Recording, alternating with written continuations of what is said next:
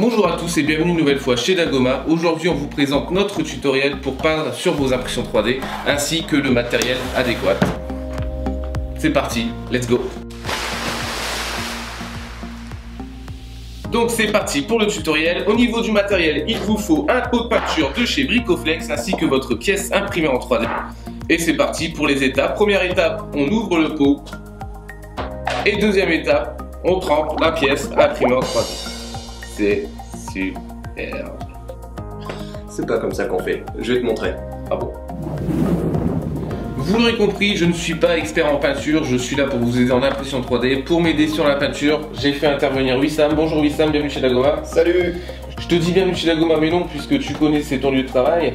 Est-ce que tu peux te présenter et expliquer un petit peu ton parcours pro, ton parcours perso, savoir tout ça, comment t'en arrives à l'impression 3D? Alors, au niveau pro, je vous passe tout ce qu'il y a dans le bac. C'est un cursus assez général, j'ai pas fait quelque chose d'exceptionnel. J'ai décidé de faire des études en jeux vidéo, donc j'ai fait d'abord de la modélisation, puis après de la programmation. Pendant ce cursus, j'ai fait pas mal d'objets et de personnages avec mes équipes. Et on était pas mal intéressés sur le fait de se les imprimer pour les avoir chez soi. C'est quand même très intéressant et super satisfaisant d'avoir ses propres créations chez soi, en décoration. C'est ça. À force de m'intéresser à l'impression 3D, j'ai décidé de m'acheter ma propre imprimante. Et du coup, j'ai pas mal créé chez moi, j'ai fait mes petits projets et tout, jusqu'à en faire mon métier en fait. D'accord. J'ai décidé de venir à Dagoma. Ok, super. Et la peinture dans tout ça, c'est arrivé à quel moment? Est-ce que la peinture est arrivée avant la pression ou la pression a ramené la peinture en plus? L'impression a ramené la peinture. J'adorais le rendu de mes impressions une fois printées, mais c'est quand même tellement plus intéressant de les peindre et d'avoir cet effet de couleur, cette impression de fini à chaque fois que tu achèves une peinture. Donc là, tout ce qu'il y a sur la table, ce gros masque aussi, tout ça, c'est toi qui as printé, c'est toi qui as peint? Ouais. Ok, bah c'est super impressionnant, bien joué. Ce que je te propose, c'est que tu expliques à tout le monde étape par étape comment tu procèdes pour peindre du décollement de la pièce jusqu'à la pièce finie, et aussi quel matériel, quelle marque tu affectionnes et ce qui marche le mieux dans le monde de la peinture pour ça.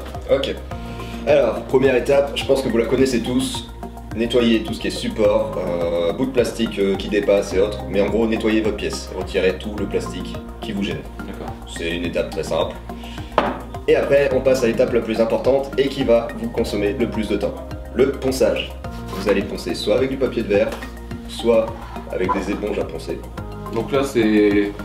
Ouais, c'est des sortes de cales à poncer un peu souples pour accéder dans les coins. C'est plus agréable pour les pièces avec des courbes et autres. Ok, ça marche, parfait. Un outil très important et qui est très pratique, par exemple sur le Banshee, l'arche que vous voyez là ou autre, ce sont des limes. Il y a différentes formes et autres, et c'est très pratique pour accéder à certaines zones. D'accord, ouais, ça arrondit. C'est exactement le même matos que pour les grands bricoleurs, sauf que c'est en tout petit en fait. Ouais. D'accord. Et un outil que j'ai pas là pour vous montrer, mais qui est quand même très pratique, la Dremel. Ouais, peut-être plus pour les grosses pièces alors. Et aussi les zones où il faut vraiment beaucoup poncer. D'accord, ok, pour dégrossir un petit peu. Ouais. D'accord, ça marche. Une fois que vous avez fait votre ponçage, vous basculez sur de l'après, donc votre peinture de première couche. Ce que je vous conseille fortement, c'est une couche d'après, vous reponcez, vous refaites une couche d'après, vous reponcez et vous rebalancez votre après. Alterner comme ça vous permettra de voir les zones qui n'ont pas été forcément assez poncées et où vous voyez encore les layers de l'impression. Et au bout de ces quelques étapes, vous aurez un rendu quand même très lisse. D'accord. Ça permet de lisser et ça va favoriser aussi l'accroche à la peinture, je suppose. Ouais. D'accord.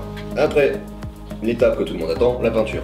Donc pour la peinture, personnellement, j'utilise ce genre de petit pot de peinture pour Warhammer. J'aime bien la marque Army Painter. D'accord.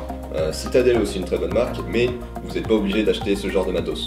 Vous pouvez aussi acheter de l'acrylique basique, ça fonctionne très bien. Parce que là on est déjà sur du matos un peu semi-pro-pro, non? Bah, plus de l'amateur, mais c'est quand même plus cher que de l'acrylique que vous pouvez acheter en magasin. Ok. L'acrylique fonctionne très bien. D'accord, super. Ok. Et une fois que vous avez peint, n'oubliez pas votre couche de vernis. C'est ça qui protégera votre peinture et qui donnera un petit effet brillant sur si vous prenez du vernis shiny et qui viendra encore plus lisser vos prints. D'accord. Donc shiny, brillant, donc mat ou foncé, peu importe, c'est selon les goûts. L'important c'est que ça vienne protéger la pièce et protéger la peinture. Ok, super. Ce que je te propose du coup Wissam, et ce que je vous propose à vous, c'est un gros plan sur tes mains en train de t'occuper d'une pièce imprimée en 3D. On a choisi ce petit bateau Benchy, pourquoi? Parce que en général c'est cette pièce qui va vous permettre de vérifier les bons réglages de votre imprimante 3D. Et du coup on va continuer sur la même lignée et je te mets au défi du coup de peindre en gros plan ce petit Benchy, je te le remets précieusement et on part sur un gros plan. A tout de suite. C'est parti.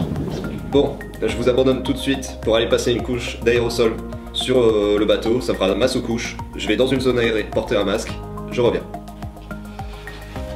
Ça y est, la sous-couche est faite, maintenant on va passer à l'étape de peinture.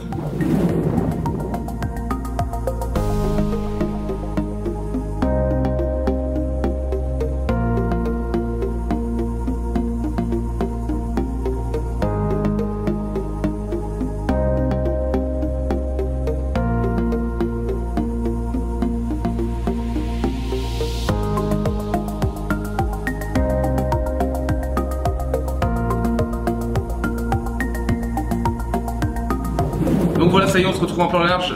Wissam, tout s'est bien passé avec ton Benchy? Ouais, j'ai pas pris énormément de temps pour le poncer et tout ça, donc on voit encore les lignes d'impression, ouais. Mais pour le reste ça a été. Bon, en tout cas, super résultat, ça me plaît bien. Est-ce que tu peux nous expliquer les différentes étapes de ton process?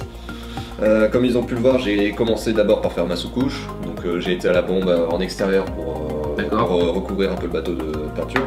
Puis j'ai attaqué par la couleur bleue, qui est un peu sur tout le bateau, du coup c'est la superficie dominante, ouais. Puis j'ai attaqué par le blanc, qui m'a pris énormément de temps parce que je sais pas si tu vois, c'est des petits détails. Ouais, c'est ça.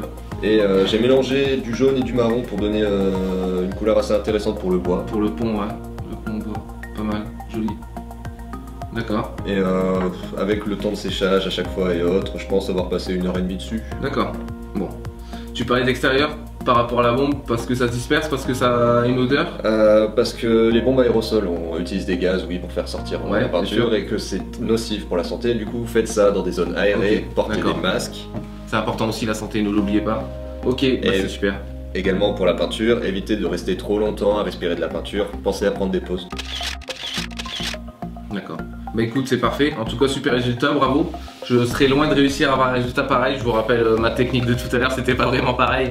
Donc voilà, concrètement, merci à toi d'avoir passé du temps avec nous. Merci d'avoir accepté de faire cette vidéo pour nos abonnés.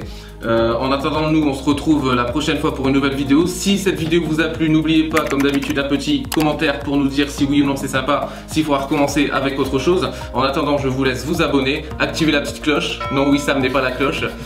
Et je vous dis à très vite. Ciao.